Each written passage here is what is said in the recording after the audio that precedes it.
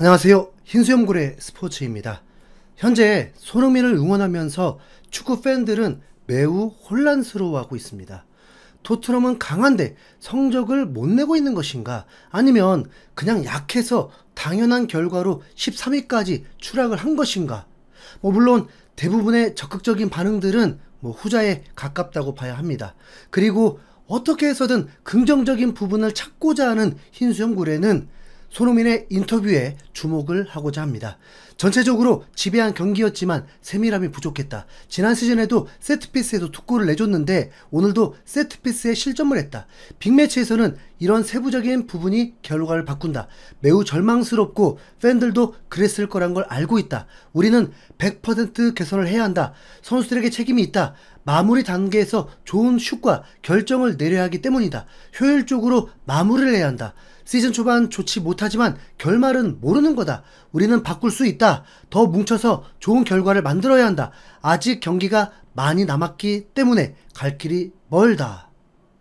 손흥민이 결코 포기하는 느낌은 전혀 없죠. 이 인터뷰를 보면서 불현듯 떠오른 생각이 있었습니다. 토트넘은 2019-2020 시즌 개막 후 11월 초까지 극심한 부진으로 강등권까지 처해 있다는 충격적인 성적을 거두고 있었습니다. 12경기에서 3승 5무 4패였습니다. 그리고 4경기에서는 1승 2무 1패였습니다. 12라운드에서 14위까지 추락을 하자 레비 회장은 충격적인 결정을 합니다. 전년도 챔피언스리그 준우승을 시킨 감독을 전격 해고해버리죠. 이때부터였습니다. 토트넘은 이후에 모든 시즌에서 시즌 초반 상승세였습니다. 놀랍지 않습니까? 무리뉴 감독 2년차에도 4경기 2승 1무 1패 그리고 10월까지 12라운드까지 1위를 달리고 있었는데 최종 7위 그 다음 산투 감독은 더 황당하게 개막 후 3연승을 달리게 만들고 4경기 3승 1패였습니다. 그러다 점점 추락하더니 콘테 감독이 중후반기에 팀을 살려놓았죠. 그리고 콘테 감독이 2년차에 아직은 더 선수들을 영입해야 한다고 엄살을 부렸지만 시즌 초반 무패를 달리고 13라운드까지 3위 28라운드까지도 4위를 유지했는데 최종 8위를 했습니다. 그리고 엔지 감독이 맡은 후에는 10라운드까지 8승 2무 무패 미친 성적을 거두었지만 최종 5위로 마쳤습니다. 자, 여러분 토트넘의 과거를 보십시오. 자, 냉정하게 보세요. 진짜 토트넘이 시즌 초반에 성적이 좋았을 때 단 한 번도 최종 좋은 성적을 거둔 적이 없습니다. 실제로 올 시즌 리그 경기는 9분의 1 치른 것입니다. 그렇다면 오히려 반대로 좀 생각해 볼 수 있지 않을까요? 손흥민을 응원하면서 처음 겪고 있는 상황 매우 낯설지만 손흥민의 말대로 이게 끝은 아니라는 것입니다. 토트넘은 지금 강팀처럼 해보려고 하면서 실망을 주고 있는 상황이죠.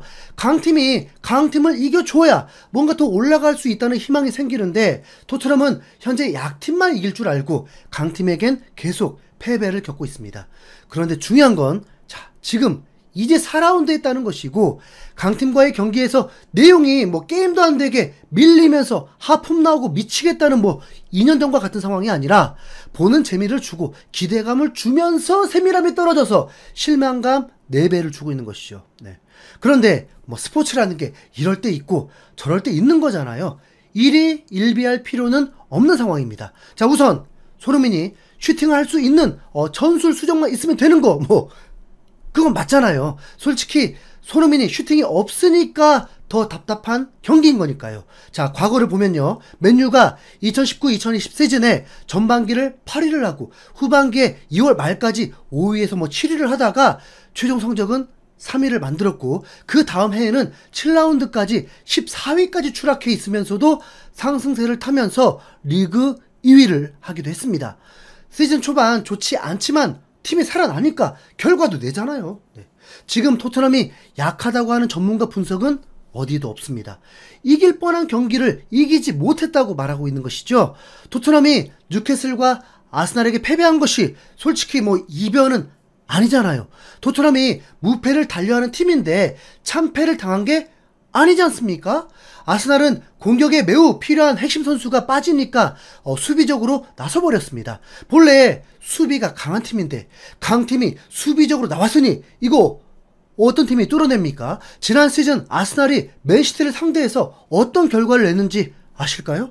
1승 1무를 기록했고 맨시티에게 2경기 무실점을 해냈습니다. 특히 맨시티 원정에서도 점유율이 27%였습니다. 그 수비진 그대로입니다. 그때 통했다는 걸 다시 시도한 거죠. 오히려 막 서로 골을 넣으려고 난리를 쳐줘야 토트넘도 공간이 열리고 역습도 하고 창의적인 패스도 나올 텐데 버텨버리는데 뭐 어떻게 해요. 네, 이건 디 애슬레틱에서도 언급한 부분입니다. 이런 결과가 나올 수도 있었던 것입니다. 그래서 제3자였던 게리 네빌은 좋은 경기였다고 평가했습니다. 이 상황에서 디 애슬레틱은 토트넘과 리버풀의 상황을 주목을 했습니다. 디테일한 비교까지는 아니었지만 상황이 비슷했기 때문이죠. 토트넘은 내려앉은 아스날에게 패배했는데 엔지 감독이 아르테타처럼 되어야 하느냐, 리버풀도 내려앉은 팀에게 득점도 못하고 일격을 당하면서 패배했는데 이건 단순한 실수라고 봐야 하느냐. 디 애슬레틱은 토트넘은 이번 시즌 초반에 점유율 1위를 기록하고 있지만 이게 꼭 긍정적인 지표는 아닐 수도 있다. 67.8%에 달하지만 3경기에서 승리할 수 있었던 경기를 놓치며 단 4점만을 기록 중이다. 후반에 들어서면서 그들은 단순한 무리한 슛을 날리는 것에 의존했을 뿐 창의적인 공격을 펼치지 못했다. 아스날은 이 경기를 완벽하게 통제했다. 결국 세트피스의 상황에서 아스날은 승리를 거뒀다. 이는 아스날 팬들에게 아르테타 감독의 유연성을 보여주는 사례로 그 위기에 잘 적응할 수 있다는 점을 강조한다. 반면 엔지는 전술을 바꾸지 않을 가능성이 크다. 그의 철학은 플랜 B는 더 강한 플랜 A라는 철저한 고집으로 유명하다. 그러나 이런 고집이 꼭 좋은 결과를 가져다 주지는 않는다. 라면서 엔지 감독의 고집에 대해 우려를 삼고 있었습니다. 그리고 리버풀의 패배에 대해서는 리버풀의 경기력은 평소와 달랐다. 팀은 전체적으로 느리고 전반적인 흐름에서 일관성이 없었다. 이 경기가 리버풀에게 단순한 실수일까? 아니면 시즌 내내 지속될 문제의 징조일까?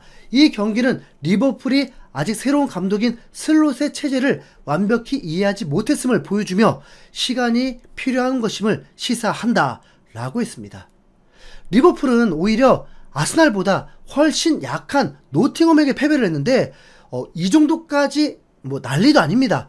선수들이 평소와 달랐다고 하기도 하고 내려앉은 팀에게 더 빠른 패스들이 나와야 하는데 그러지 못한 것을 지적하죠. 리버풀 수준 낮다? 끝났다? 그러지 않습니다.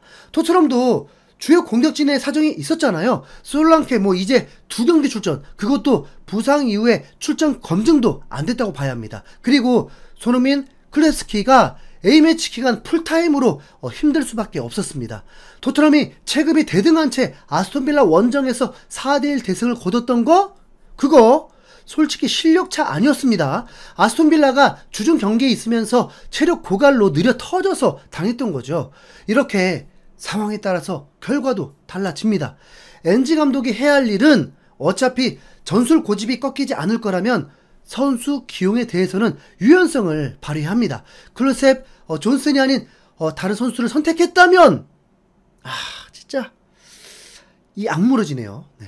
엔지 감독이 선수의 레벨을 높이 평가해서는 안 됩니다. 이미 본인이 우승했을 때 셀틱은 아예 배제를 해야 하고, 셀틱은 스코틀랜드의 맨시티였잖아요. 아마 J리그에서 중위권 팀을 2년차에 우승시켰던 거 그거 하나 경험하고 난 후에 지금 밀어붙이는 것 같은데, 분명 잊지 말아야 할 건 엔지 감독이 셀틱을 이끌고 챔피언스 리그에 나가서 제대로 살아남지도 못했다는 겁니다. 아니 그걸 모를 일은 없을 거 아니겠습니까? 다음 리그 경기 브렌트포드와의 경기에서 반등을 보여줘야죠. 그때면 손흥민도 좀 쉬고 출전하는 거니까. 그리고 엔지 감독 선수 변화 분명 있겠죠. 네. 손흥민 슈팅들 터지겠죠? 네. 솔직히 그렇습니다. 지금 우린 손흥민 때문에 이런 거잖아요. 손흥민의 우승이 없기 때문에 더 무리한 요구를 하고 있는 상황이고, 이것도 손흥민 응원하는 우리의 몫인 거겠죠. 네.